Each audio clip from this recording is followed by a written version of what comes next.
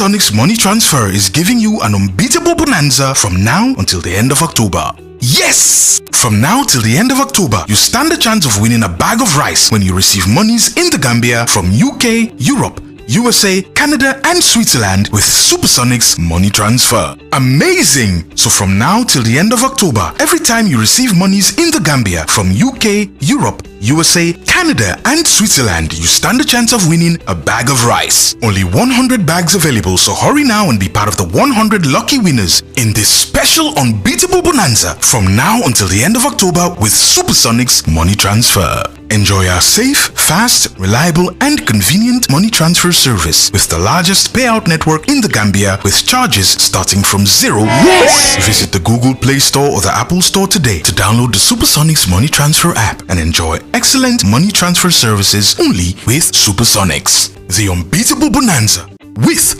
Supersonics.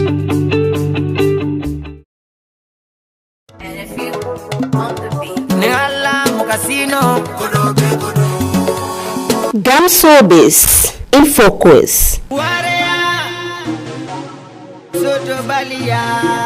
with Kalilu Banjang every Saturday from 8 to 10 p.m.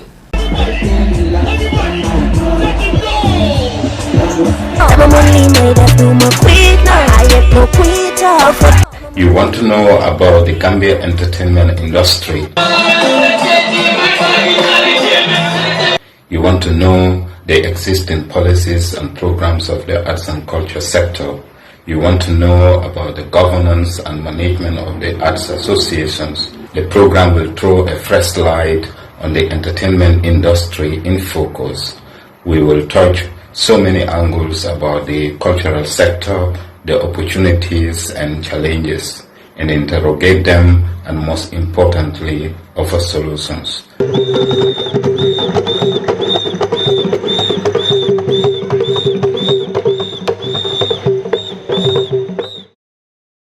To Gambian Talents Promotion, the Gambia's first non-profit online public broadcasting network and home of culture and entertainment.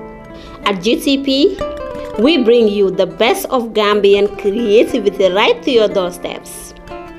Sell your products and services to millions of Gambians and friends of the Gambia via our online radio, TV, and newspaper. Advertise your business and watch your clientele grow like never before. Our content from the Gambia gets the diaspora hooked up to our screen, whilst those in Gambia love what we bring for them from afar. This gives us a unique edge and separates us from the rest. If you want to be heard or seen by the world, contact GTP. We tap, nurture, and promote Gambian talents and businesses. Think promotion, think GTP. For all your event coverages, religious gathering, naming ceremonies, weddings, documentaries, music videos, TV and radio commercial, and more. We also do design and print jobs of all types, logos, business cards, brochures, flyers, t-shirts, coffee mugs, banners, billboards, catalogs, and magazines. We also do lamination and projector rentals. We are the first Gambian non-profit online public broadcasting network with over 300,000 active followers across all social media. Contact GTP on 750-3654 750-3654 or 794-9214 794-9214 404-593-6215 or email us at gambiantalents@gmail.com. GTP, the people's power. Secretariat. In order to share with you our perspective on what happened in this country 2 days ago. We are aware that the country is going through a seismic shift which culminated in a great national shock few days ago. Many of us are still trying to recover because we cannot understand how you can give birth to your own child and then plan the death of that same child. In other words, you give birth to a child, and then before the child's birthday would even arrive, you murder this child. I think the imagery is very clear to all of you. That is very shocking.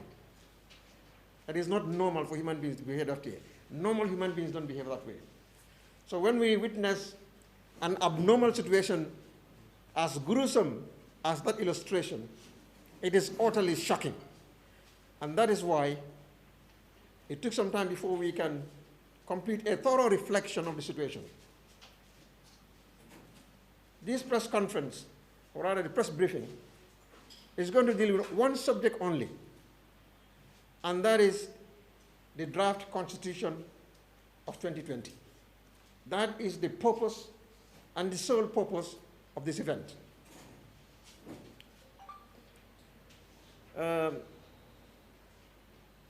I have a prepared statement, and all of you are going to have a copy of the statement to make it easier for you to follow our arguments, because we do not want you to misquote, as the case may be.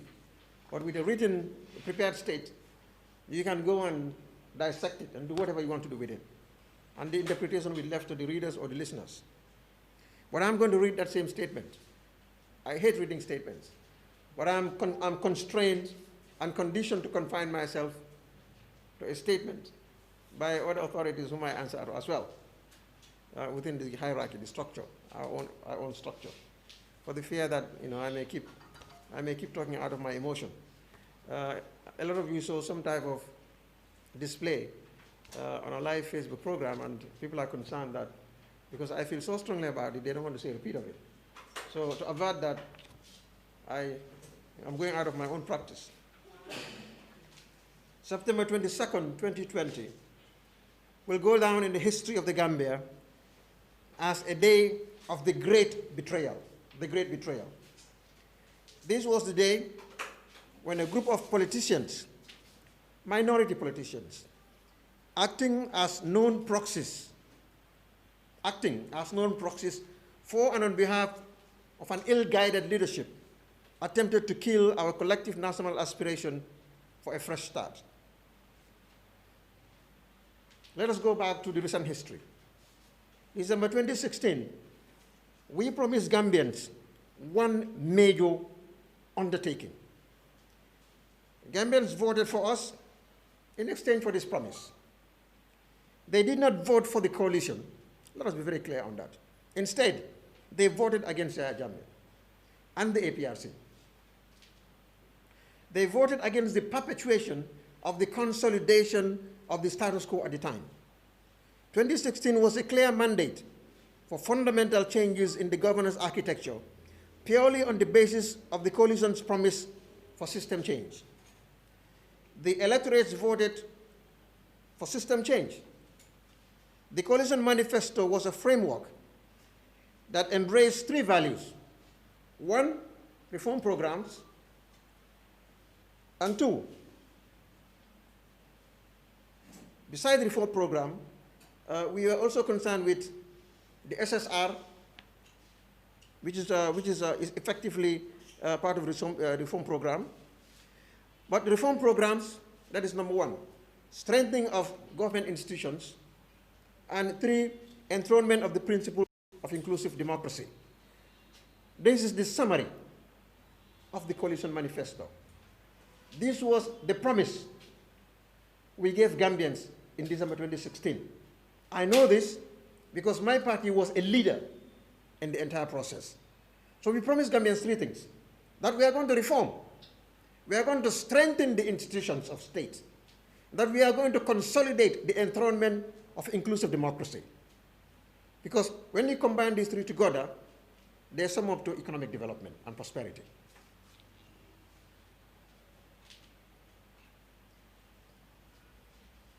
Constitutional review, civil service reform, security sector reform, Janneh Commission, the TRRC, constitute the central nervous system off the agenda of reform mandated by the electorates. So far, the security sector reform is anything but a success. Civil service reform has not even been placed on the menu yet.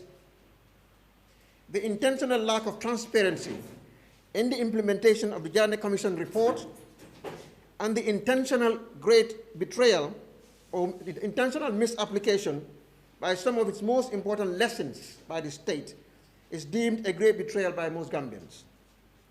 The CRC is by far the most significant policy failure of the administration. Ironically, its monumental failure was directly orchestrated through a real conspiracy by known politicians in the executive and parliament. While the few proxies completed the dirty job on the floor of the National Assembly chamber, the invisible hand of the main protagonist became visible through the uniformity of their feeble arguments. Their main objections dealt with 3 concerns only out of hundreds of provisions, hundreds and hundreds of provisions. 3 concerns only. They torpedoed the entire constitution. 1, the draft provision on term limits that subjects the president's current term to be computed as part thereof. That is one of their major concerns. In other words, this term of 5 years should not be included. And their justification was Section 100, which is false.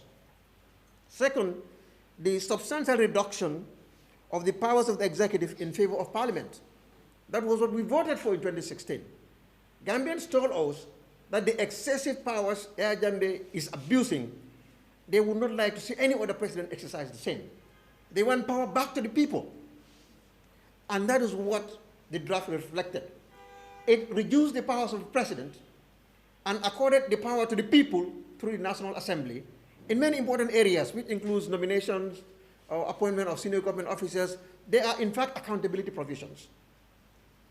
Third, there are provisions that seek to consolidate judicial independence through enhanced remuneration package. And let me make this very clear. The salaries, the retirement package that is contained in the Constitution is not any grandiose scheme by judges for judges. No. When you go to law school and when you read law at university, you are taught in constitutional law the need for judicial independence and the reasons why you have to get it. And we are all aware, in most, if not all, Commonwealth countries, Commonwealth jurisdictions, countries that were previously colonized by England and used the common law system, whether it's Nigeria, the Gambia, or Sierra Leone, or others, this is a uniform principle of law that is applicable in all countries. So what the CRC did in applying or in integrating this provision, giving judges retiring on their salaries, is not new in the Gambia. It's not new. It is only new in the new constitution. But judges retiring on their salaries is a famous legal principle in most Commonwealth countries. So it is not new here in this draft. The draft just incorporated what is happening in other Commonwealth countries. So it is not a conspiracy by judges in order to give them fat salaries that their contemporaries are not getting. And the reason is, in order to have judicial independence, we want to make sure that judges are very difficult to bribe. And when they are comfortable, knowing that even if they are retired, they don't have to worry about their livelihoods, so that they can dispense justice fairly and adequately, equally among all citizens, because it is the last bastion. That is why normally in countries, Commonwealth countries, it is inserted in their provisions for judges to retire on their salary, so that they will not worry. Even if I dispense justice honestly, when I retire, I still have a regular income to keep me alive. But if they have to worry, when I retire, how am I going to live with my family? Then that can render them susceptible to corruption and so many other things. These are one of the reasons why Commonwealth countries, not only here, but this remuneration package is also contained in other constitutions in other Commonwealth countries. So let us get that clear. But they do not understand that. And even where they do understood, they misinform the public about its purport. So essentially, these are the 3 reasons. I'm sure if it says the president should retire on his salary, they will not have worried about that, because all their objections is centered on around one pillar. Now, a forensic evaluation of their main reasons for voting down the bill revealed nothing but selfish, individualistic, egoistic personal interest. None of their objections are grounded either in law, logic, policy, or except personal interest.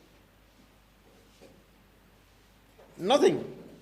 Now, secondly, a forensic evaluation of the minority that voted against also revealed the source that orchestrated this humongous national scheme.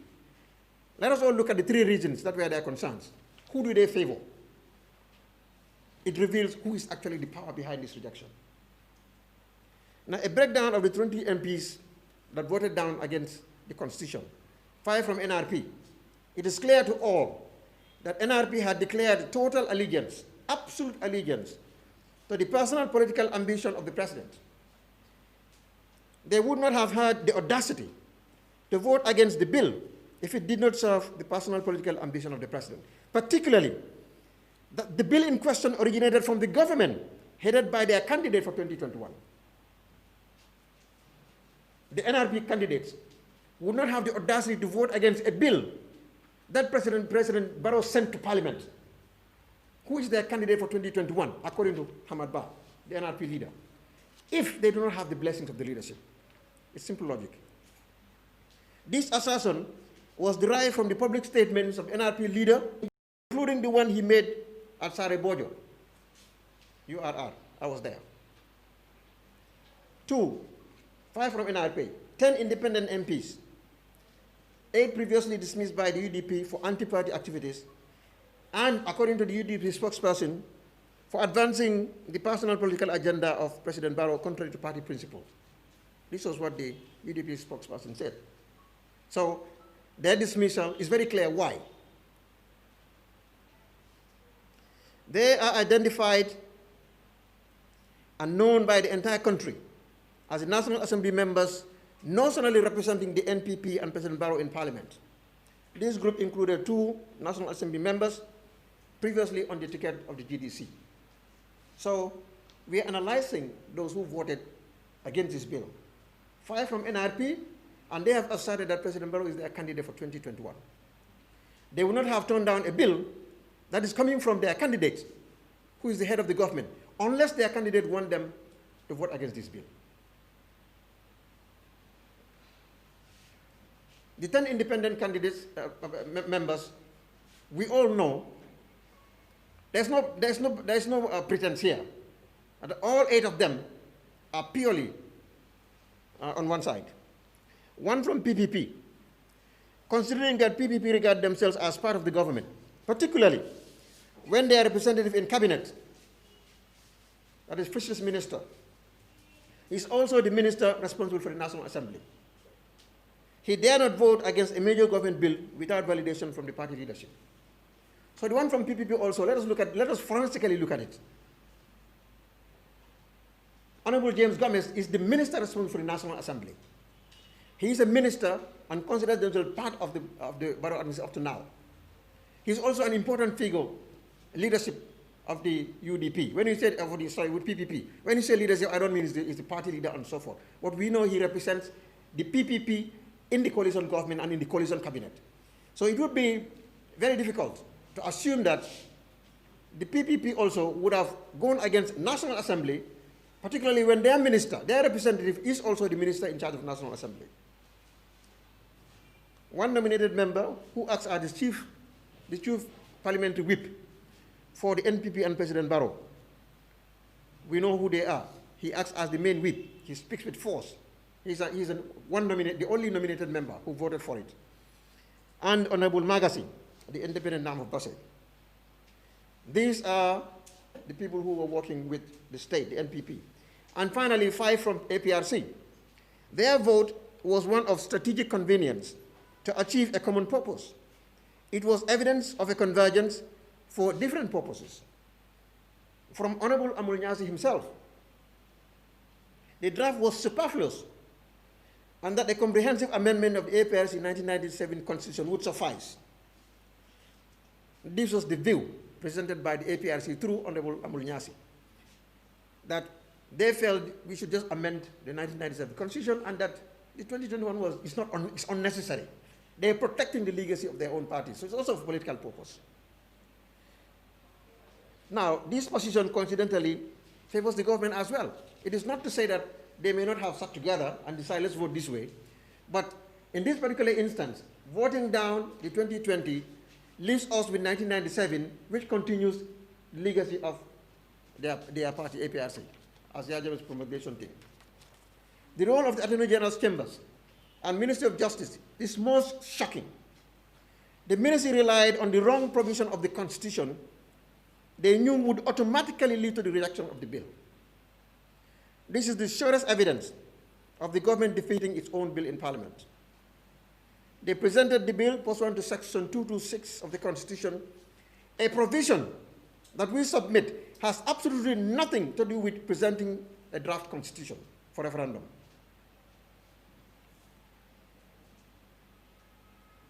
It is not the section for a referendum in a new constitution. We are saying that the bill that was placed in Parliament, Section 226, they talk about 2264, 2267, all this, the entire provision of 226 is not relevant for the purpose of a constitutional promulgation. It is not, it is the wrong section in law.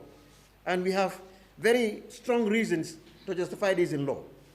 So, in a sense, what I'm saying is that the Ministry of Justice intentionally chose the wrong section of the law that will ensure the failure of the bill in Parliament. It shows executive collusion as well.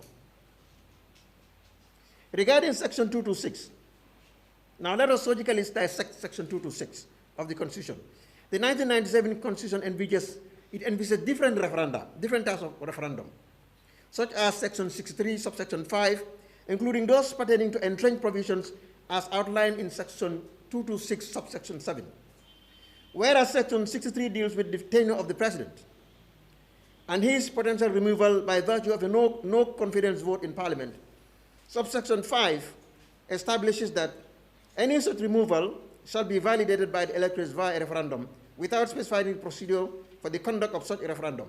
In other words, the Constitution of the Gambia, 1997, did not just consider a referendum for a new constitution. There are other aspects of referenda also specified in the Constitution. And I'm giving an example of Section 63, subsection 5. This deals with when Parliament passes a vote of no confidence against a president, automatically the president is not going to lose his seat. That vote of no confidence which they passed against the president, if it was unanimous or if it passed the majority threshold, it has to go to the electorates. It has to go through a referendum for the electorates also to validate that no confidence vote in Parliament. So this is another referendum, but we are not dealing with this because this is very specific. We are dealing with Section 223. I am just giving an indication as to the presence of the need for referendum in other provisions in the Constitution, not just when we are promulgating a new bill, a new Constitution. So far, there is no law that specifies how a referendum would be conducted in the event of a no confidence vote against President for his removal from office. So if Parliament were to pass a vote of no confidence against President Barrow today, it will not work. If the entire Parliament, all 53 of them, vote against and pass a vote of no confidence against President Barrow, he will still stay in power because there is no act of Parliament, there is no law that prescribes how a referendum should be conducted in the event that a no confidence vote is made against the president. There's no such law. The Constitution states that Parliament should pass a law to describe a procedure for having done that. So far, there is no law in the country, no in our law books to make that possible. So that is one challenge which should be resolved in the 1997 Constitution, which is not resolved. This issue of the draft Constitution is another challenge we'll come to again. Reading Section 226, it deals with referenda relating to those matters outlined in subsection 7 and nothing more. Now, if you read Section 226, it is very clear. It refers you to subsection 4 of Section 226. Subsection 4 deals with altering the Constitution, and there's a procedure thereon that's specified, but it makes reference to subject to subsection 4, subsection 7, of section 226 of the Constitution.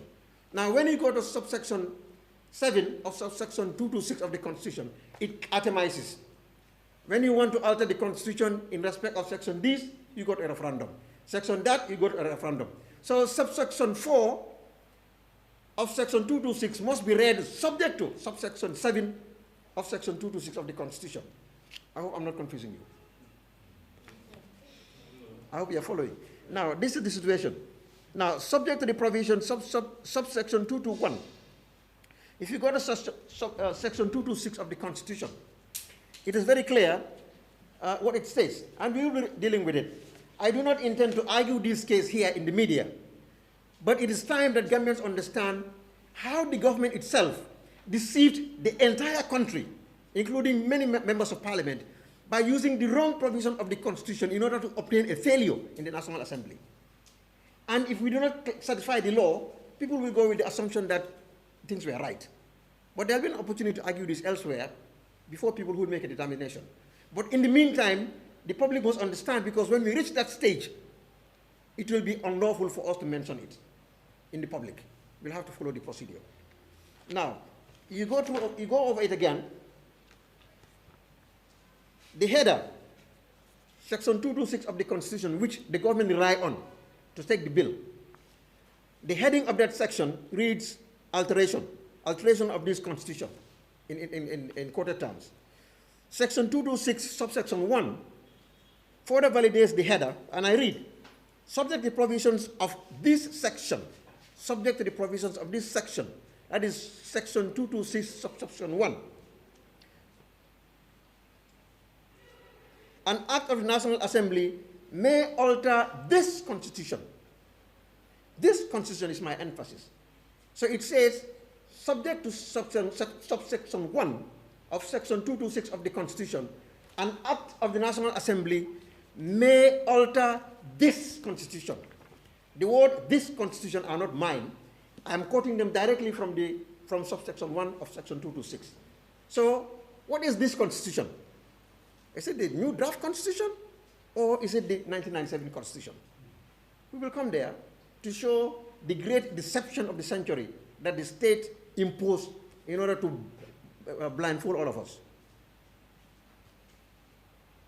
Clearly, as it says, subject to the provisions of this section, an act of the National Assembly may alter this Constitution, subsection 1, 2 to 6.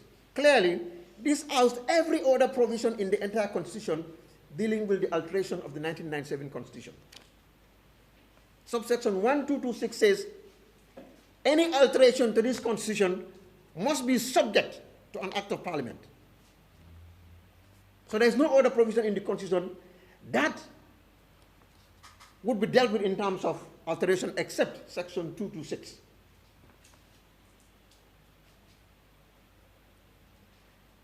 Further, this subsection is quite unambiguous as to which document section 226 refers to. This Constitution, alteration of this Constitution.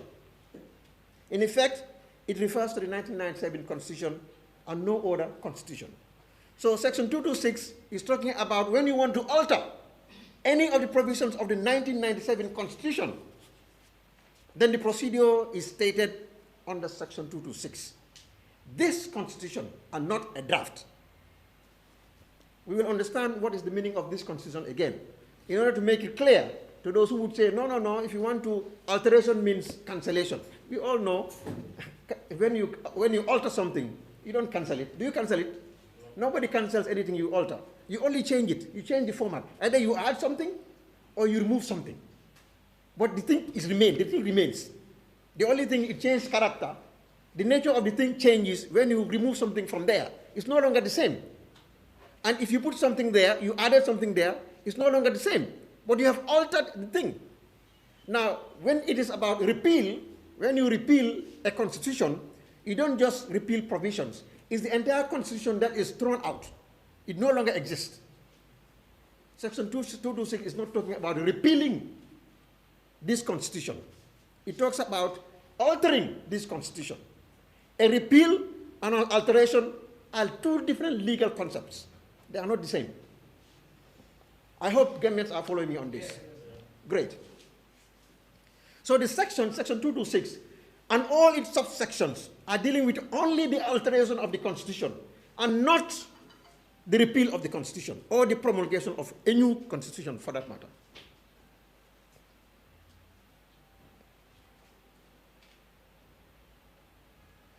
Certainly, section 226 is not talking about a draft Constitution. The word draft does not exist anywhere in the entire Constitution. The word draft Constitution does not exist anywhere.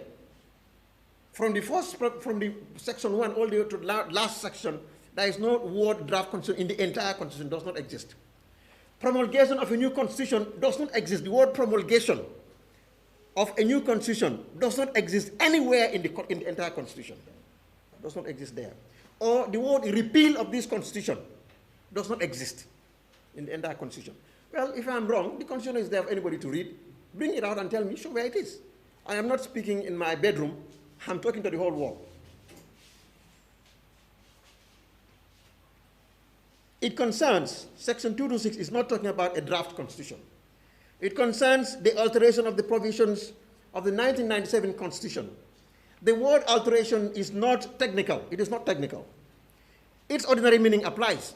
If a word is not technical, you see, there are what we call canons of interpretation in law. Canons of these are principles that judges and lawyers use to interpret legal text.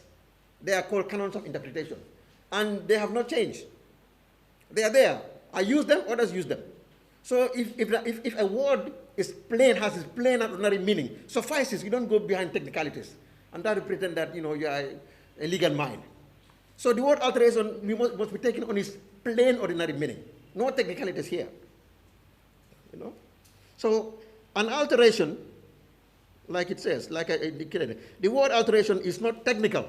Its ordinary meaning applies, meaning changing any of the provisions of the 1997 Constitution, and not the promulgation of a draft Constitution, or worse still, the repeal of the same. This contention is supported by subsection 4 of section 226 of the Constitution, because they are relying on subsection 4 also of 226 of the Constitution, which is again bogus, another wrong provision. Because subsection 4 of 226 clearly states about this and subjects it to subsection 7. A bill, this contention is supported by subsection 4 of section 226, which states, a bill for an act of the National Assembly altering any of the provisions referred to in subsection 7 shall not pass by the National Assembly or presented to the President for assent unless blah, blah, blah, blah. So subsection 4 is talking about alteration to any of the provisions. It's not even about altering the Constitution. It says any of the provisions, meaning, you can go into any of the provisions that relate to subsection 7 of section 226, because, you have to read them in tandem. Subsection 4 of section 226 says subject to, that is where it says, a bill for an act of National Assembly altering any of the provisions referred to in subsection 7. So when you read subsection 4, you have to go and read subsection 7 again. You combine them and interpret them together. Cumulatively, the result is what you will have.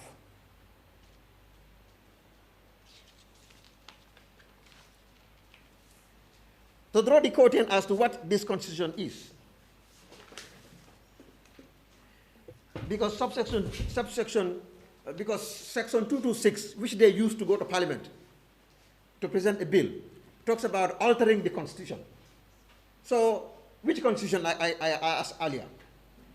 Do we have any support in any of the laws of the Gambia to tell us what is the meaning of the Constitution, or which document the Constitution is referring to under section 226? Yes, there is. There are several laws of the Gambia. So there is a law that tells us in section 226, when it talks about the Constitution, which Constitution is it talking about? Clearly here. Now, this is the point when you want to read and explain. You tend to lose where you stop from. Now, I invoke, in order to bring a nexus here, I invoke the aid of section 3 of the Interpretation Act, Laws of the Gambia, Volume 1. That is Section 3 of the Interpretation Act, Cap 4, Laws of the Gambia, Volume 1. Now, when you go to the Interpretation Act, in order to help you understand clearly the language in Section 226 talking about alteration of the Constitution, alteration of the Constitution, that is changing, making amendments or repealing provisions of the Constitution. Okay? Section 3 of the Interpretation Act says, Constitution means the Constitution of the Republic of the Gambia for the time being. Constitution means Constitution of the Republic of the Gambia for the time being. And I'm quoting directly from the Interpretation Act. So, 226 is about 1996 provisions, not the entire Constitution as a whole. Provisions of the 1996 Constitution. That is what it refers to. Therefore, any reference to the Constitution or to the provisions of any of the provisions of this Constitution unequivocally refers to the 1997 Constitution and no other Constitution or draft.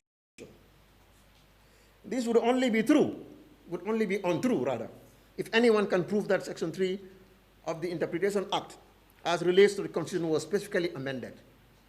I'm fully confident that this contention is unassailable. Therefore, Section 226 in its entirety, with the procedure for the alteration of this Constitution, the provisions of the 1997 Constitution, and not the repeal thereof or the promulgation of a new Constitution. So Section 226 does not repeal, it does not repeal the 1997 Constitution, and it does not provide a possibility of a replacement of the 1997 Constitution. In fact, the 1997 Constitution does not envisage a change. It does not envisage it would be repealed.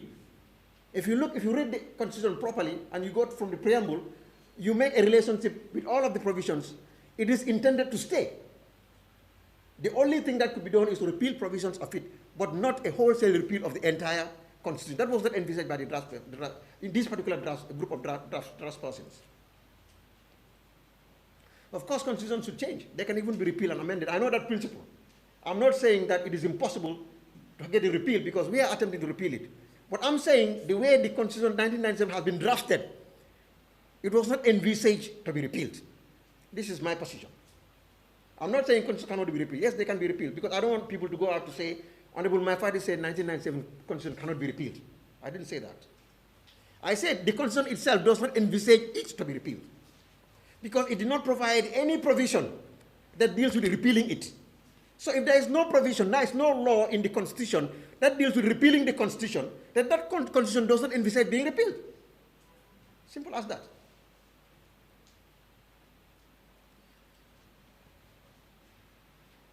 The manner in which the bill was drafted, the Constitution Promulgation Bill, the manner in which the bill was drafted, and relying on the wrong provision of the law to initiate a parliamentary process, facilitated the rejection of the bill. Relying on the wrong provision of the law, the manner in which that bill was drafted, these two things facilitated the rejection of the bill in Parliament, in addition to another factor, which we'll come to.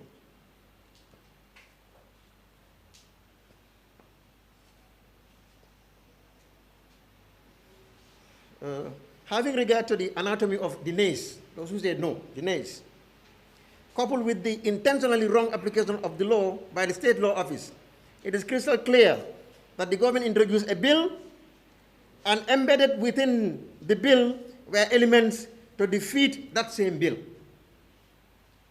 Therefore, the culprit responsible for the rejection of the bill is the government itself, nobody else. It was designed to fail. The lackluster attitude and demeanor of the Attorney General, evidenced through his conspicuous indifference on the floor of the Assembly, is in itself conclusive of executive complicity in defeating the bill. We know, as Minister of Justice, you took this bill to Parliament. Not one word to defend the Constitution. Not one word. Not one word. The demeanor, well, if you like, that's your opinion. You guys, you want to vote for it, well, that's where it is. You don't want to vote for it, well, that's where it is. No, that's not what a minister of state presenting a government's bill in parliament, that's not the attitude. You go there to defend the policy and tell the nation why this bill was necessary and why it should be passed. We expected a very spirited argument from the Attorney General to convince parliamentarians and answer their questions adequately. And not only that, the CRC Act itself provides for a possibility to call in the commissioners to come and clarify. The minister should have requested through the Speaker of the House to summon the commissioners to come and clarify because they drafted it. And this is punishable under the Act. But no, he went in there and then, just went there, well, I'm here. Has everybody seen me? I'm just here. Okay. Oh, that one, well, anyway, when we get to committee stage, maybe I'll think about it. Well, this one, I don't have an opinion yet, but we will advise ourselves when we get to that. What is this? Fully unprepared. No, that's not the case, because that was his brief. He was directed to do that. You cannot defend when you are told not to defend. We will be confronted, but they'll come out. They will say, no, Honorable Maifadi was saying A, B, C, D. The opposition says we were not defending the bill. Of course it's very true. They will come out. They'll come out to say, does it make sense for government to send a bill and then the government kills that bill? That's what they will tell you. Gambians, do not be deceived by that. When they come out with that weak explanation that they would not go to parliament to present a bill and yet contribute in killing that bill. No, do not be deceived. That was exactly what they wanted. And look at the attitude. Look at the wrong provision of the law. Look at the lack of defense. And then look at those who voted against. Combine all these two together. It will tell you who are responsible behind the death of this, the defeat, not because it's not dead, the defeat of the bill. It is the people who represented the executive that voted against it. It is the Attorney General who went there refusing to defend it. Not only that, they choose the wrong law to initiate it. So we will be confronted with two fierce responses to the issues raised here. On the part of the state, we should all expect a strong denial with tons of senile reasons as to the folly of an executive defeat of its own major flagship legislation. This then would be loudly echoed by their political surrogates in an attempt to sanitize this insanitizable, disgraceful history. Government will come out to say, no, it's not true. We cannot defeat our own bill. Then their political surrogates will come and say, my father is crazy. He has nothing to offer you. Hussein Dabo is an old man. He's retired now. Why is he still there? Mama Kande is an opportunist. Blah, blah, blah. In order to, we know that they're coming out with this. But this sort of attacks, in fact, reveals that they have nothing to offer. Because if they have intelligent arguments to offer, they will not come and attack the person of my father. I did not attack anybody's person. I bring out principles as to why this bill ended up the way it is.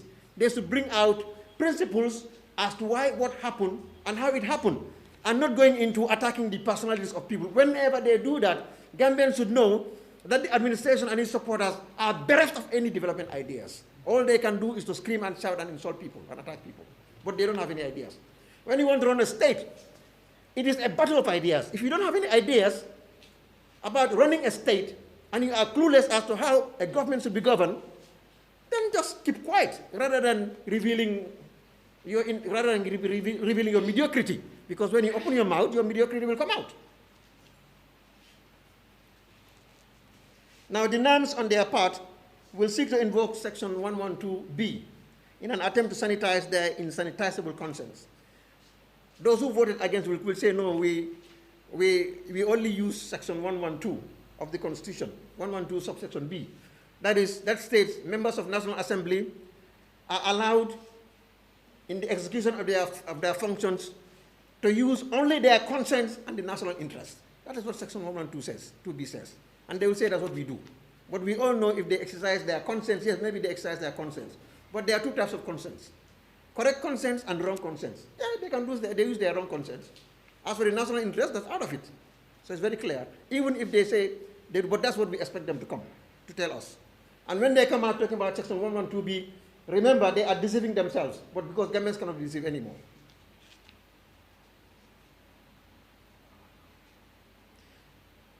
Be rest assured that it is all false. No attempt at self-exoneration by any of the parties mentioned here should be taken seriously by any Gambian. In summary, we have proven the government's direct complicity in the rejection of a bill purportedly relating to a draft constitution. They intentionally applied the wrong provision of the law and drafted the so-called bill in such a manner as to facilitate its rejection by their allies in the National Assembly. We will go further to assert that there is no provision in the 1997 Constitution, the entire 1997 Constitution, dealing with the promulgation of a new Constitution. It is not there.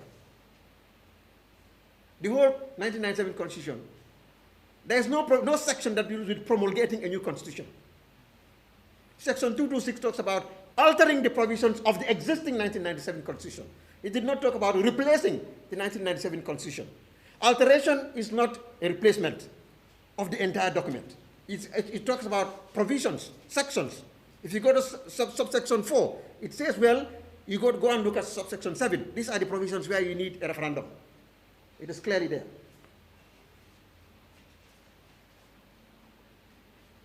The cumulative effect of section 226, subsection 1, section 226, subsection 4, section 226, subsection 7, section 226, subsection 8 and 9, and section 3 of the Interpretation Act conclusively support, strengthen, and corroborate this contention.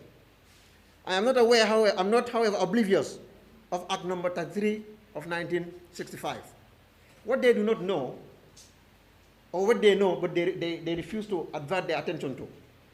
In the laws of the Gambia, there is an act of parliament that deals specifically, it is called Constitution Referendum Act.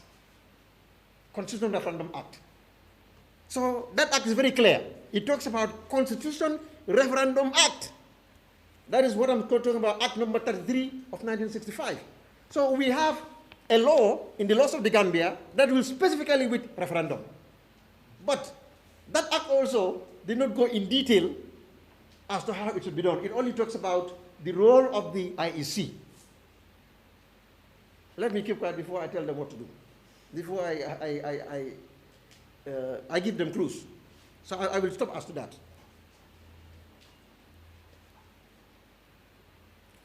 I am not, however, oblivious of that. The anatomy of the nay votes, those who needed vote, who voted no, points to one inescapable conclusion: a conspiracy to defeat the so-called bill in the National Assembly. I can already hear the nay side. Well, then, assuming there are no provisions in the 1997 Constitution for its repeal and the promulgation of a new Constitution, how would the draft be referred to a referendum? How would the draft be referred to a referendum if there is no provision to refer it to a referendum in the 1997 Constitution? Then how can you refer it to a referendum? I am not a legal advisor to government or an employee of the Ministry of Justice. It is for the Attorney General and Minister of Justice to answer that question. The law is clear. I'm not going to say that. But I know how it can be done. I assume you should know also. That's why they're misleading us. We will provide our answer at the appropriate legal forum. Any determination by that forum will also be subject to the verdict of Gambians. Not only that, posterity will also be the judge of the judges, either through condemnation or commendation. In conclusion, we hold the government directly responsible for the rejection of the so-called bill. We conclude that there was no sincerity on the part of the government with regards to the entire reform program. We assert that the reform mandate, upon which the coalition emerged victorious at the polls in December 2016, has been torpedoed, and in its place, the rejected agenda of the consolidation of the status quo ante has been granted new accelerated engines. This is the great betrayal that history will talk about for eternity. As a party, we have put a process in place that will entail the input of others on this matter. So I will not make a unilateral declaration to avoid undermining that process. I can assure you, however, that we shall defend the national interests, ensuring that the draft constitution continues to live. It is not dead and will never die.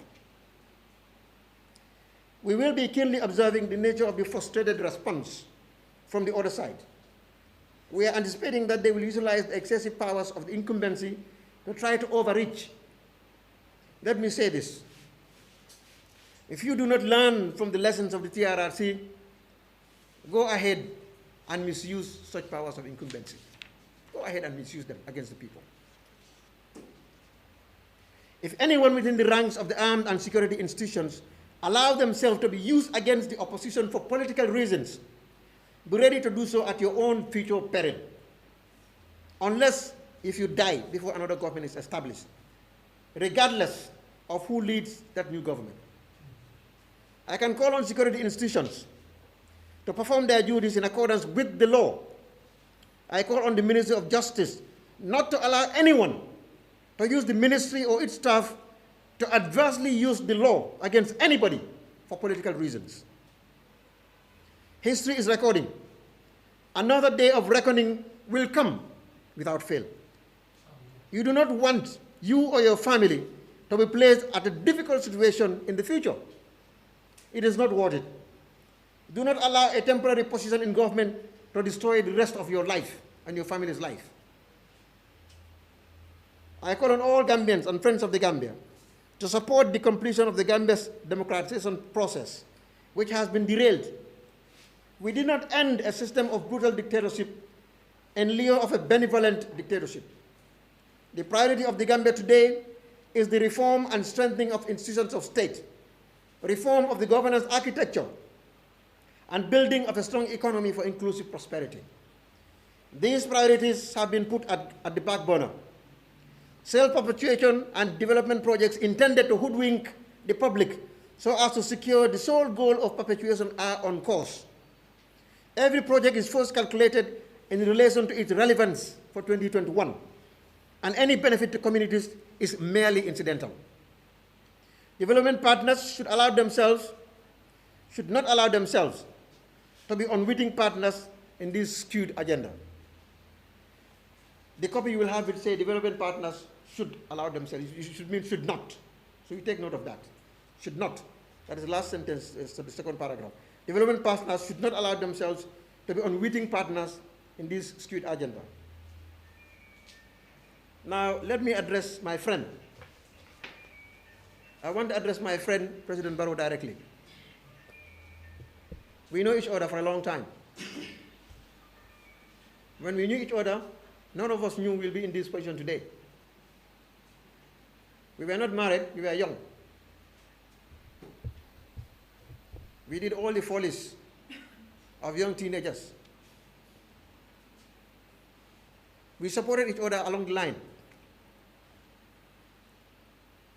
Being a friend, I have known you to be a very reliable friend. Before politics would come, you were somebody anyone can depend on. I knew I could depend on you as a friend. We have our mutual friends. When we were in the United Kingdom, you remain with our common friends. And they too could rely on you as much as you could rely on them. When you return home, you were kind enough to reconnect again. While I was practicing law in my chambers, you came with a great ambition that what you could do in England, you could do here in the Gambia. And we all encourage you. You created a company. We supported in the creation of that company. I was among the first people also to give you business. We were renting properties. We had difficulties with tenants, with some tenants at one of our properties. To support you as a friend, we supported the business. And you have always been honest with money. Before politics, this is how we knew you to be. We get involved in each other's personal family issues. We come from a long way. You got into politics. I also got into politics. At some point, I had to leave this country because that was an attempt on my life. I almost died. I survived assassination. I was afraid to come back so that they would complete their job. So I stayed outside to fight, working with forces on the ground to kick out the dictator. At some point, I called you. I said, look, you are a friend I trust. And I know you will not betray me. You will not betray the people, based on my experience working with you and knowing you as a friend for a long time. So, I am proposing the idea of entrusting the leadership of GMC to you. If you agree with me, then I will discuss with my party representatives on the ground. But I want you to become the leader of GMC and be the candidate for GMC. This was well before any of these coalition things would come. I think this was the year 2013. I think 2013, 2014. Many years down before we get to 2016. I want you to take over the party. So obviously, I was the first person who wanted President Barrow to become a president. And I'm speaking this for the whole world to hear. He will hear also, and he will agree with me. What I'm saying is true. I spoke to him because I have known him as somebody I can trust, as a friend who loves me, whom I love as well. And based on his honesty and integrity that I knew at the time, said, well, why don't you take over the leadership of the party? You agree? Then I will discuss with my members, with my party members on the ground. If they agree, then we go through the party processes, and you take over the party. So it would be wrong for anybody to say, I don't want President Barrow to become president, because I was the first person in the whole world who gave him the opportunity to contest election for president, even before UDP would do so. And not only that, I made it very clear, since Yahya Jammeh excluded me by law, he passed a law, Elections Act, that made it impossible for me to be a candidate in the elections, because it was intended for those who are outside. He said you must be 5 years permanent in the country. If you are not here, you cannot contest. Number two, you cannot even be a member of your own party's executive. That was an amendment to the Elections Act. New provisions intended for people like me, exclusively people like me in the diaspora. So for me, I have nothing to do with Yahya Jammeh again, except to fight to kick him out for the national interest. So when President Barrow proposed, when he was proposed to be the candidate for UDP, I was among the first people he called also. Well, UDP, is selecting me. And I learned it first on social media. When they wrote it down, my people on the ground called me. I could not believe it. I was trying to reach him. I couldn't get him. I saw it on social media. It was written down, true. UDP wrote it to say it's true. Then I went to support him publicly in social media and said, those of you who say you don't know President Barrow, I know him. He's a grassroots person. He's very unassuming. The guy has integrity. Support him. I was among the first to support him, even though everybody was, some majority of guys were questioning, who is this guy, who is this guy? Including members of the UDP. Not only that, I made up my mind, then I'm going to go return back to my country, even if I was going to be killed, to go and campaign along President Barrow and others, so that we can kick this dictator out. So when he called me, I promised him one thing. I said, look, Mr. President, you don't need to campaign to me. I know you. You and I should join together and campaign others to bring them on your side. I am not a person you should pitch to. So I joined him to campaign on other people's side in order to get them to join him with the UDP. I will end the story there. The rest you all know how hard GMC worked in order to end the regime of Yahya Jammeh, and during the impasse, our great effort at diplomacy. Some of you live in Dhaka with us. Sadiq, you are among those. During the impasse, whatever happened, the efforts we did, God knows, President Barrow knows. The government of Senegal also knows. For you, even you can know. So, President Barrow, I'm appealing to you. Accept this constitution. This is your legacy. We have invested a lot of money.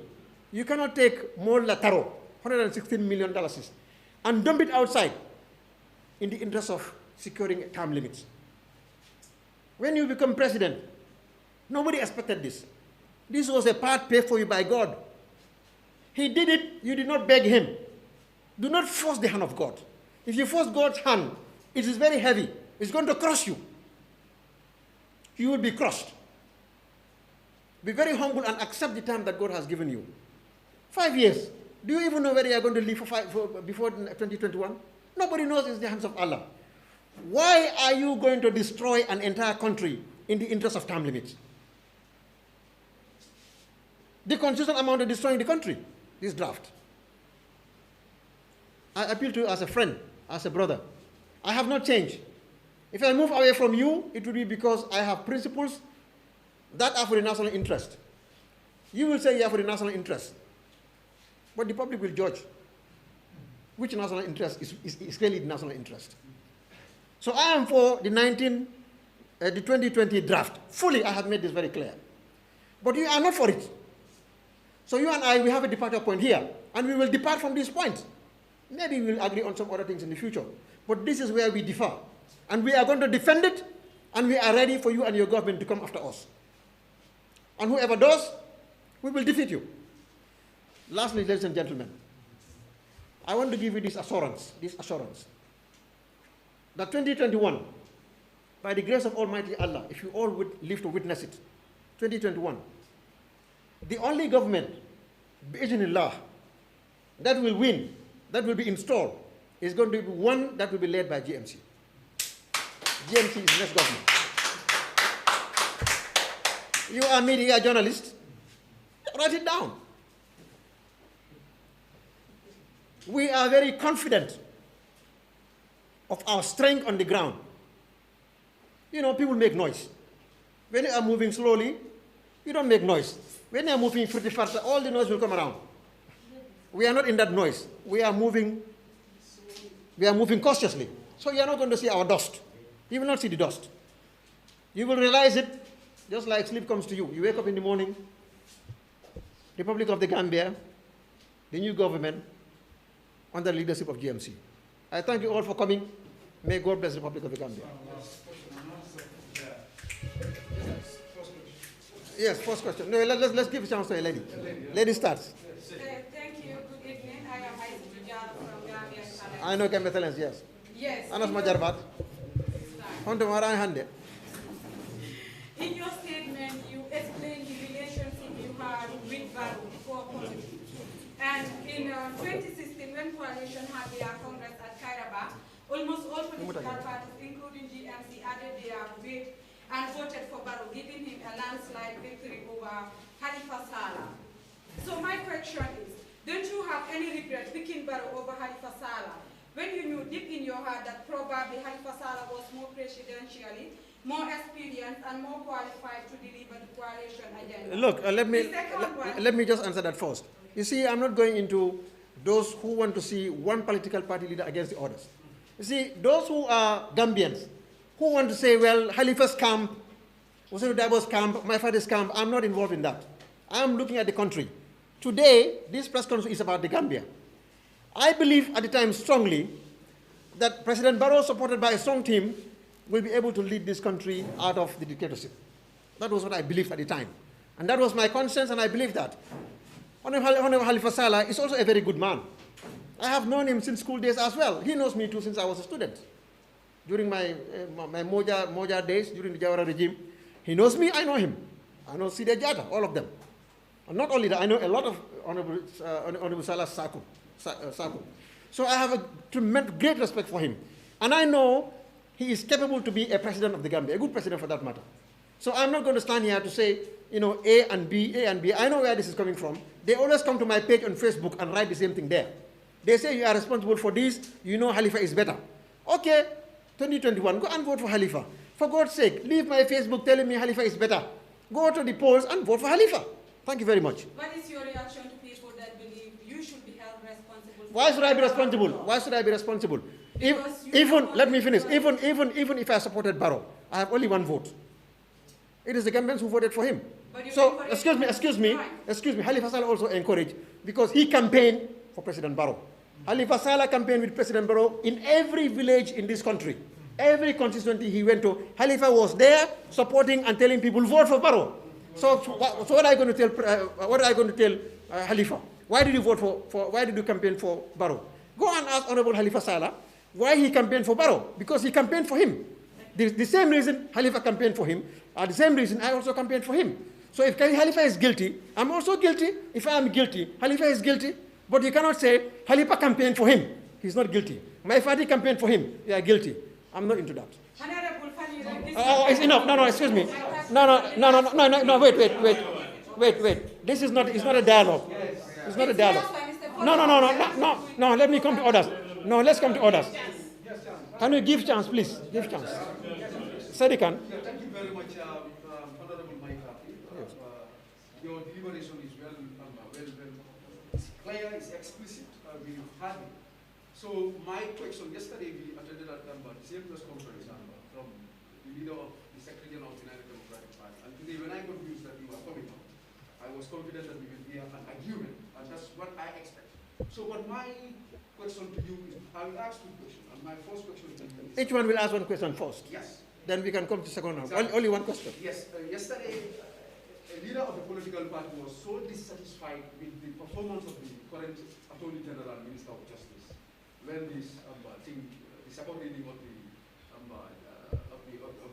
draft constitution was tabled at the National Assembly. Today you are also explaining the same thing, that the minister could have done better to defend and advocate for the promulgation of this draft constitution at the National Assembly. So now that the parliamentarians are dissatisfied with the argument of the minister or entirely the draft constitution, what is the way forward? Well, like I indicated in my statement, we have put a consultative process in effect. I am not going to stand here to tell you unilaterally this is the way ahead, because we are in discussions with partners, and those discussions have not been concluded. Now, if I give any specific answer as to this question, I will be undermining that process, because I don't know what would be the consensus of the rest of those in the consultation as to the way forward. That is what I can say as regards to that. Yes, right now I think everyone is confused. Personally, I'm confused. You are saying like the whole 1997 Constitution does not have any provision providing for its repeal. So, and then we are also asking President Barrow to propose for the draft again. Then I want you to tell us here, for the whole Gambia, which law should we rely on? That is one. And your argument on section 226. I think one question. Everybody has one question. Let me answer the question. Yes. There should be no confusion here. What I'm saying is that really 226 is the wrong section of the law. And I believe that the Ministry of Justice, Attorney General's Chamber, they have an army of lawyers there. They have a whole army of lawyers.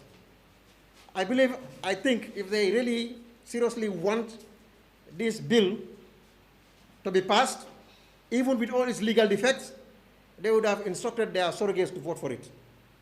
They would have instructed their surrogates to vote for it. Clearly. So it shows that they want the bill to fail.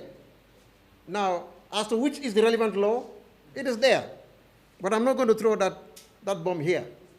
There is going to be another forum where that will be necessary. So I'm not throwing everything here now. But I know the ministry should advise themselves again.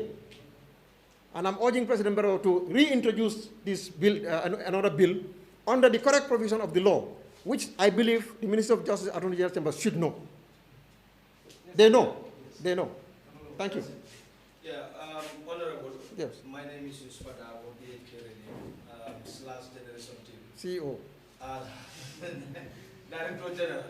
So, Honorable, I want to commend you for your well-articulated deliberation. I will call you my landed honorable. That's how we call each other in the court of law.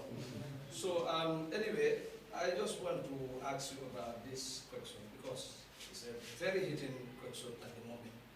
That is the involvement of foreign powers in the internal affairs of the country.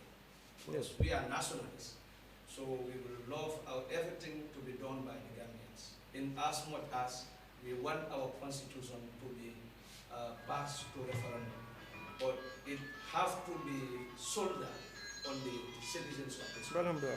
What is your reaction towards that? Well, it's clear. You know, there's a lot of hypocrisy, you know, even among Gambians themselves. When we were fighting with the Ajami and wanted him out, the EU, they issued a statement. We all clap for it. Oh, EU says, even if you say Ajami should go. The Americans, they said he should go. Oh yes, even America said the Ajami should go. The Germans, I was involved in the international diplomacy. when we were working hard to get the UN to give us the support. These were the countries we used in order to get the members of the Security Council to support us. Nobody said, America, EU, please get out of our business, don't get involved. Everybody was happy. Why didn't they condemn the US or their statement? They gave joint statement. Didn't they give a joint statement? They did give individual statement. They also gave joint statement during the impasse. The American ambassador was a frequent guest of ours. I had countless meetings with him, with her rather. So was the current EU ambassador. When they came to offer us over 200 million euros, our first meeting at Yarambamba, when he came there first in order to give for the EU to open again development cooperation, we all clapped. Nobody says, please, can you take your money out of here? And when the EU commissioner for aid came, and he gave 11 million for YEP and other things, nobody says, look, don't interfere in our business. Did anybody say that? Nobody said so. And many, many more reasons. Many, many more. When they support us, and this support is consistent with our interests, we say thank you. And when some of us don't like what they say, we say go to hell. This is their attitude. He expelled them, he said go to hell. We don't want to repeat that again. The world is a global village. And there is no true concept of sovereignty. There is no country that is truly sovereign today. There is global interdependence. And due to treaties, international law, and all these changes, nations will interfere in other nations' affairs. Why did we call the European Union and all these foreign countries to help us in getting rid of Yahya Jammeh? We are members of the United Nations. The UN Charter is specifically clear. It says every country must respect fundamental human rights. That is what is in the Universal Declaration of Human Rights. Is that not a treaty, like a contract that all countries sign? All member countries signed to each other. Universal Declaration of Human Rights is like a contract each country signed. We are going to respect fundamental human rights in our country. So if you have a contract with the world and you violate that contract and you say the world should not come and talk about that contract, you are making a fool of yourself. You can have your cake and eat it. Thank you. Yes. Hi. I am Betrayal from the Barrow network. Yes. So the writings were clear right from the onset. Minds were made, and obviously it was apparent that there was no turning back from the members of parliament. Now fast forward to the rejection of the draft constitution. Some people actually believe that this was never about the constitution. This was just a big standoff between MPs who support, let's say, the current government and the others. Now, Honorable, yesterday we watched the press conference of the United Democratic Party, and we've heard Barrow actually accuse the president of having a hand in the rejection of the draft constitution. Now, if in fact the president had a hand or masterminded the rejection of this draft constitution, what does that mean for our transitional justice process? One is tempted to ask, what exactly did we vote Jammeh out for? Whew. No wonder you are my star. Well, let us make this clear here. Let's make this very clear. First and foremost, there is something called direct evidence. You know, when you got law of evidence, different types of evidence. Now, there is something called circumstantial evidence. And even on strong circumstantial evidence, the court will convict. The court will convict when the circumstantial evidence is strong. So here, nobody has direct evidence. Nobody can say, clearly, I was there, President Barrow had a meeting with these people, this is what he said. I know there are people who could say that, but you know, many people outside cannot confirm, in fact, that you know, there was a meeting of the mind for this to happen. But you know, look at the circumstances surrounding the rejection of the bill. The 8 members of parliament that were dismissed by UDP because they are affiliated to President Barrow.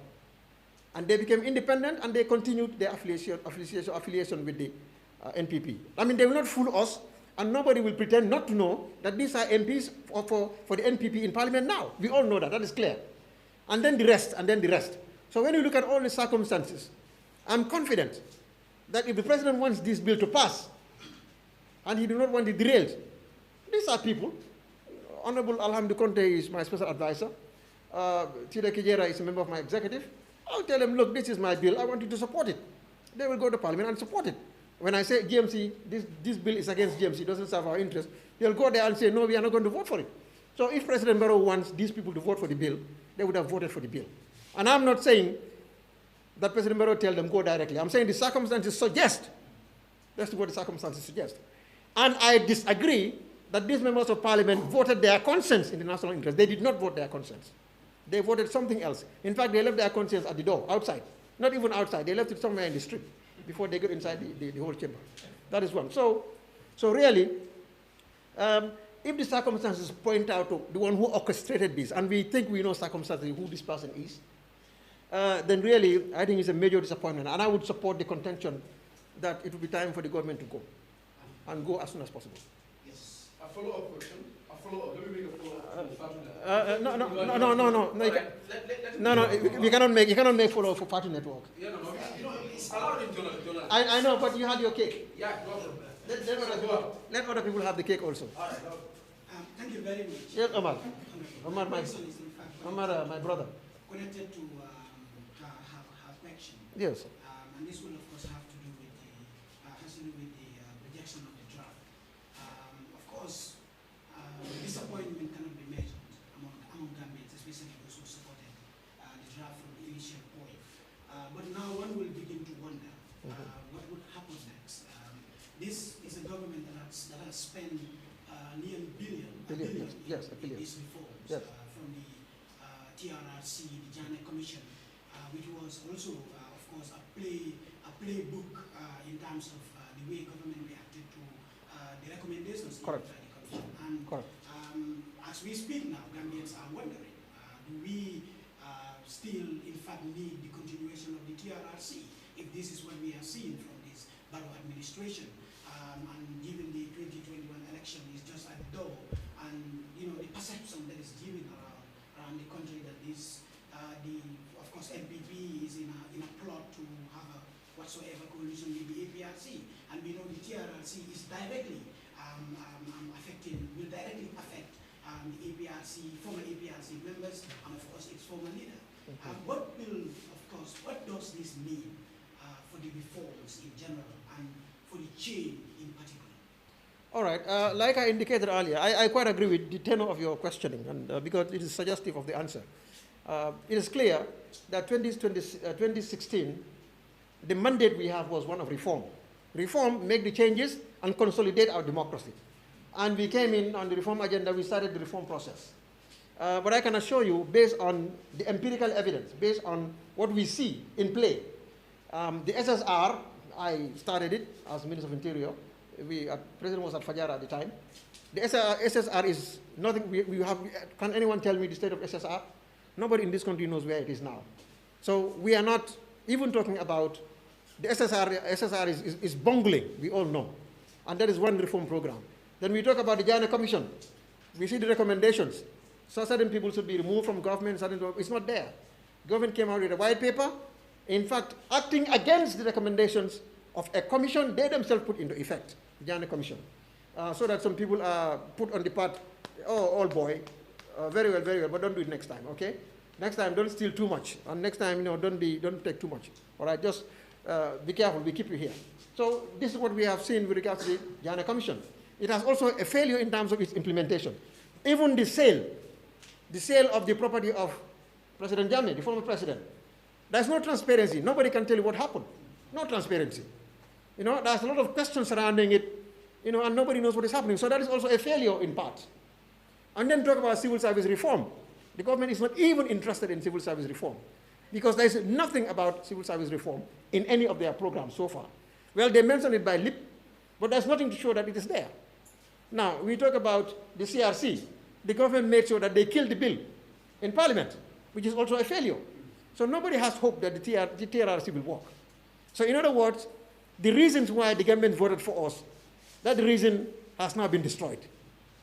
Now we are on a new reason that has been invented by others after the math, afterthought. So this is where we are. What we're saying is that the effect is Gambians are disappointed. God, Allah subhanahu wa ta'ala, is disappointed. And you all know when Allah is disappointed. We will see 2021. Yes. I will not ask, anybody who has a question will not ask until everybody else asks. Or if there are no further new questions. Yes, we can make a follow-up. No. Anybody else who did not ask? Anybody want to ask? Yes? Nobody. Okay, well, Yes. Yeah, No, we are not arguing. No, let's. I want to make a follow-up because the press conference is Yes, very interesting. yes, go ahead. I was expecting this. Go ahead. So now the issue is, if it is anything to go by, if it is anything to go by, to me, at this stage, I consider it as an allegation that President Barrow has a hand in this issue that you are talking about. And then the journalist from Party Network also is also raising it. Sorry. And then some people are also making allegations outside that some members of the National Assembly have taken a bribe from the president. That's what some people are saying. But this needs to be proven. It has to be proven before a competent court of law. But in your own opinion, as a political party leader, do you think this matter can be challenged at the court and a favorable decision be taken in favor of the Gambian people? Well, it is clear. If citizens disagree and there's a controversy, and this is a major disagreement, a major controversy, the settlement of that controversy is the courts. So if we feel that it has reached a level where if we feel that there's a level, let me turn this completely. Sorry, I don't like phones ringing when we are speaking. Let me turn off my own. Please, can you turn off yours too? Let us. So if we feel that we want to challenge it in the courts, we will challenge in the courts of law. If we have reached that possibility, we are studying a number of options. And at the end of the day, when we conclude our study of the options, you will know it's not going to be long. It's not going to be long. Perhaps, we may tell one or two persons that this is what is happening, and, the whole world will know. So if there are options that we are studying, and I will not tell you what those options are, but certainly we are not going to just hold a press conference and then fold our arms and then, okay, doki doki, we move on. No, it's not going to be the case. Okay. Thank you. The second time I'm calling. Again. As I indicated, really, my question was not fully answered. I want to put this straight. As I stated earlier, people are confused right now. I can assure you that people are confused. Because this is the first time that one will argue that there is no provision of inside the Constitution providing for repeal. But I want to put something to you. This is a good. Yes, section 226 that you are arguing on, subsection 9 provides, it has the word include, it means it is not the end. So I hope that argument that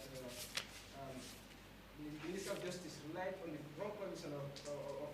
You talk about section 229. 226, subsection 9. 226, subsection 9, yes. B. Yes. Yes, I'm aware. Go ahead. Yeah. What does it say? It's saying it include. The alteration of the Constitution include. When you say include, it means there may be something. You are making a mistake. Let me correct you there.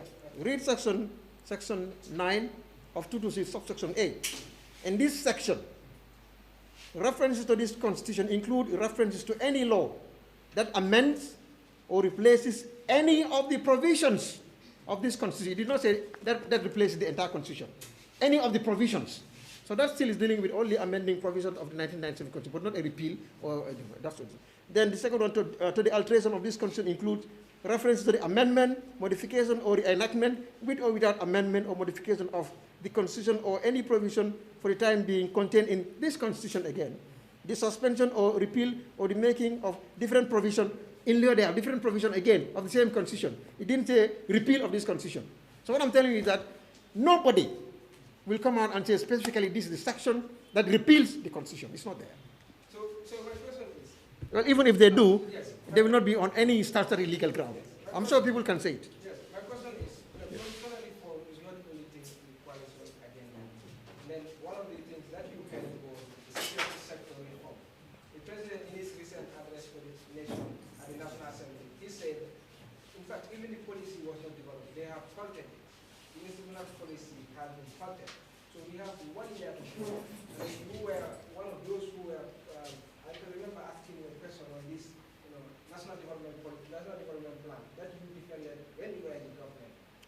What was your question on the national development plan? That is a failed document, but you said no, it's not a failed document. But anyway, I'm not I don't recall that. Yes. I'm sure you didn't ask me that question. Yes. Bring back the newspaper where you said I said that. Yes. So the question is that the national development plan has 1 year to go, not more than 15 months now to go. And then you have served let me just correct you there. I have made it very clear that this press conference has to do with only one thing. Yes. That is the constitutional referendum. If you have a question on that, I will answer. I have answered all questions before in the past. Today, I'm willing to talk about only this. Thank you. Anyway, I'm not talking about any. I don't know. I don't want to be derailed. I don't want the importance of this event today to be subsumed by other events or other issues. So let us be clear on all this. Today, I want to talk about the constitution and nothing more. Thank you. That's the team. Okay, for coming back, Honorable, after going through your statement, Yes. you are in the conviction that next election, 2021, GMC government will lead and others will follow. In a case you are being escorted to the State House, what would be your first mission? Because you said the Constitution is a good one. Good. And whether Let me push that one again, or let me put it to you. This constitution is not dead. We are not yet in 2021. A lot of things can happen before 2021. I have indicated in my statement that the constitution is not dead. It will continue to live. It's not dead. A lot of things will happen before now 2021 with regards to this constitution. You can be rest assured. As to victory, yes, we are going to win, but I don't want to talk too much on that because, again, I don't want to also be derailed. So you and I can have an interview as to why I believe that it's GMC that will win the election. No. Yes. Thank you. I said to Jalo, Gambian Talents. Yes, I said. Honorable BC Olof la ko bugar la. Wow, jërëjëf. Olof English. Baax na, baax na. Fan yi rek gis nañ si sa Facebook live bi nga def vidéo ngay wane sa naxar ba di jooy si li nga xam ne mooy draft constitution bi. Vidéo boobu nag Gambien su bari react nañ si ñu bari ñu ne da nga def vidéo boobu pour ut boos rek parce que nekkoon nga si government bi nekk nga fa ba ñu daaxala mosuloo resignal sa boppa so lan nga am pour tontu ñi nga xam ne vidéo boobu wéruloo ko fenn da ngaa ut boos rek. foog naa yéen ay ut boos parce que ñëpp xam nañu man resign naa bi ma resign naa from the government as special advisor so resign naa.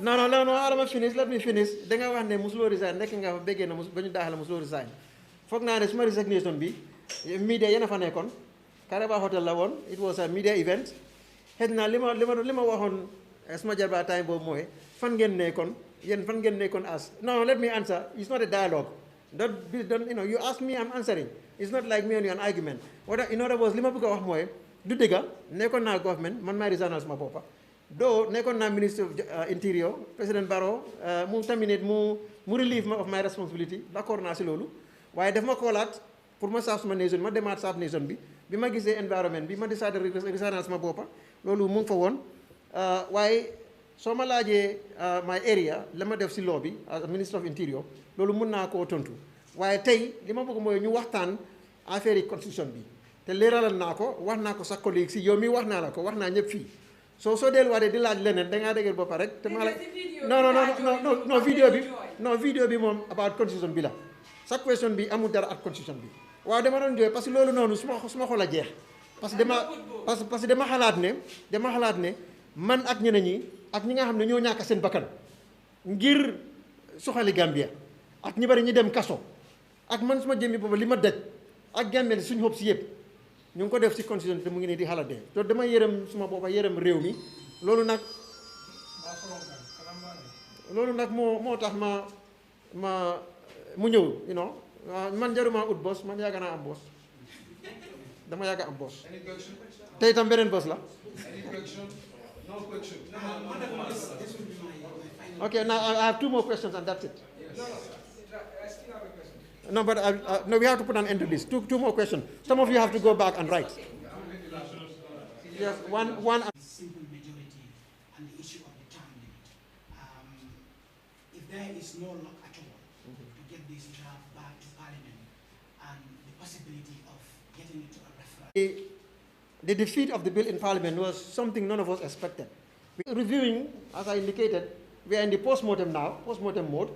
We are reviewing the possibilities the next steps that we will take, and we have not concluded reviewing the steps to take. But what your question is very fundamental. The term limits and these things are the simple majority argument that should deal with, the issue of a term limit. We should somehow.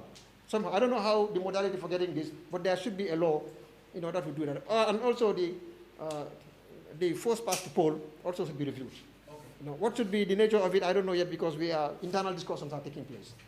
And when we conclude, we'll let you know. Last question. And that's the final one. Yeah, that's the final one. Yes, I took permission already. So Abubakar said he comes from the top management of today's newspaper. So now, as a legal practitioner, and as an expert, we've known your expertise outside the Gambia. We were in the car, you know it. So now, my last question is, the constitution, the draft constitution has been rejected at the parliament, and everybody in the world is talking about it. Any consequences or any consequences? Yes. Well, I tell you, if I were the minister, if I were the Minister of Justice, yes, I present a bill in Parliament like this, and I would resign. You would resign? Yes, I would resign.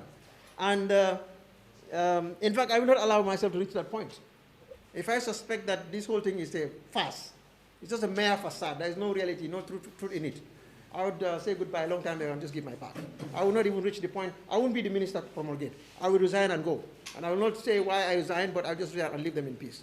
That is one thing. Second thing is, I think those who walk against this bill and those who are behind it, they will get their day. Their day is coming.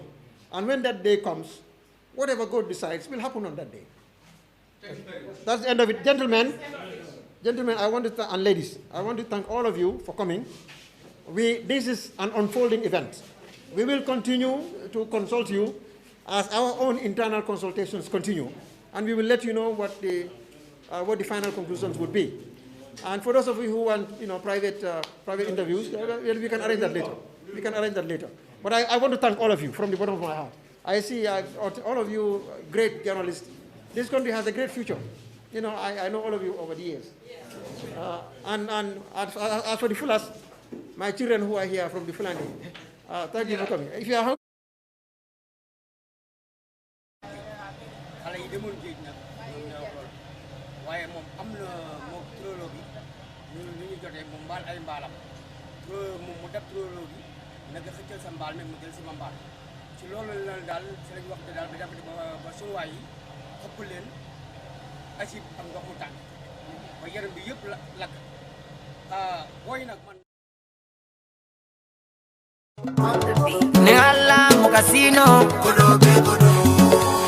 Gamsobis in focus with Kalilu Banjang every Saturday from 8 to 10 p.m.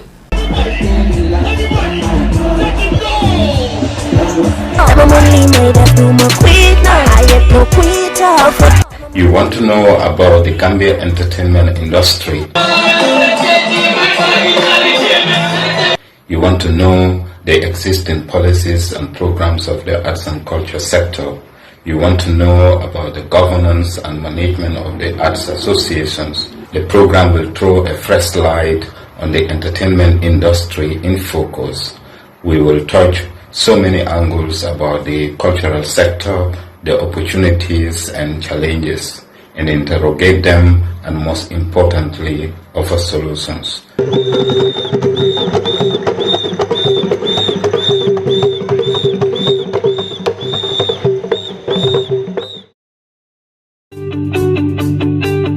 Supersonics Money Transfer is giving you an unbeatable bonanza from now until the end of October. Yes! From now till the end of October, you stand a chance of winning a bag of rice when you receive monies in the Gambia from UK, Europe, USA, Canada and Switzerland with Supersonics Money Transfer. Amazing! So from now till the end of October, every time you receive monies in the Gambia from UK, Europe, USA, Canada and Switzerland, you stand a chance of winning a bag of rice. Only 100 bags available, so hurry now and be part of the 100 lucky winners in this special unbeatable bonanza from now until the end of October with Supersonics Money Transfer. Enjoy our safe, fast, reliable and convenient money transfer service with the largest payout network in the Gambia with charges starting from $0. Yes! Visit the Google Play Store or the Apple Store today to download the Supersonics Money Transfer app and enjoy excellent money transfer services only with Supersonics. The unbeatable bonanza with Supersonics.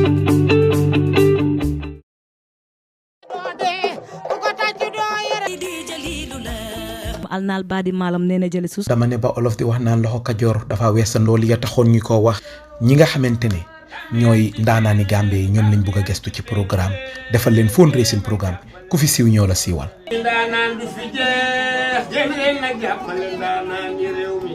lii kañ la ñaar fukki fan ak juróom-benn muy on the 26 of September juróomi waxtu yee ca Gambie dama ne li xalam di wax muy ndaanaan yu mag ñi nga xamante ne ñu ngi biir Gambie ànd nag ak Gambian Talents promotion ñoo leen a indil programme bii nii ci njàppandal ak dimbale ab Laay Mbay ma nekk Sweden. yan ndaanaan ñoo cee nekk Jali Maxtaar Jeng mi nga xamante ne ñëpp xam nañ ko ci wàlli xalam Faya Ngom mi nga xamante ni ci wàlli baat bu neex ba ñëpp xam nañ ko Jali Neene Suusoo Ami Soose ca wàlli ngoyaan Ami Thiam Jali Ansu ca wàlli balafon dama ni ñii ñëpp dinañ nekk ci programme bi pour jàppale leen mbaam gàttan nag waaye ci jur gi la bokk kon gestu suñ daanaan yi ndax ba nga xamante ni corona gi ne na salaamaaleykum ba léegi liggéey ñu ngi toog te amuñ xëy kon lii moo tax ñuy leen a indil programme bi muy virtual fundraising programme di amee online ñu ngi cee oo nag képp koo xamante ne Gambian nga pour nga jàpp ci lii di ci oo garmi ñeeg gor ñeeg géer ñi ñëpp ñu ngi leen ci oo ñu ngi cee oo Fatou Menga Mboro ci Nottingham di ci oo Yakomba Koytala ca London ñu ngi cee oo Asi Camara ca Sweden di ci oo Aida Ndiaye mu Daado Sila di ci oo Aysatu Haydara mu Moro Balde ca Manchester oo ci Khady Konte Sweden oo ci Bada Diop Sweden di ci oo Mami Jane Ndour America ñu ngi cee oo Aida Malik Mbay ca Leicester kon yéen ñëpp ñu ngi leen a oo programme bi seen programme la. Printing and design SB printing and design dama bëgg ngeen jox ma noppa bu baax bi yéen ñi nga xam ne ni di ngeen am seen kër yi ees yéen ñi nga xam ne ni di ngeen am ay boutique wala ay salon wala lépp li ngeen xam ne ni méngoo na ak wàlli peinture ak design jokkoo leen ak ki nga xam ne ni moom mooy uyo si Seeku Bojang xarañ lool si liggéeyam xam li muy def mun ko te di ko def ak SB printing design lépp loo leen nama si xeetum design paint and everything li ngeen soxla si seen boutique seen néeg seen kër yi ees yi dama ne jokkoo leen ak moom si 331 3415 331 3415 nekk foofu sa Serekunda ci Kistown jokkoo leen ak ñi nga xam ne ñoom ñooy SB printing design ñun designer leen ba seen xol sedda lii sedda sa xol ñun loolu moo ñu soxal ak SB printing design taaral sa kër taaral sa dëkkuwaay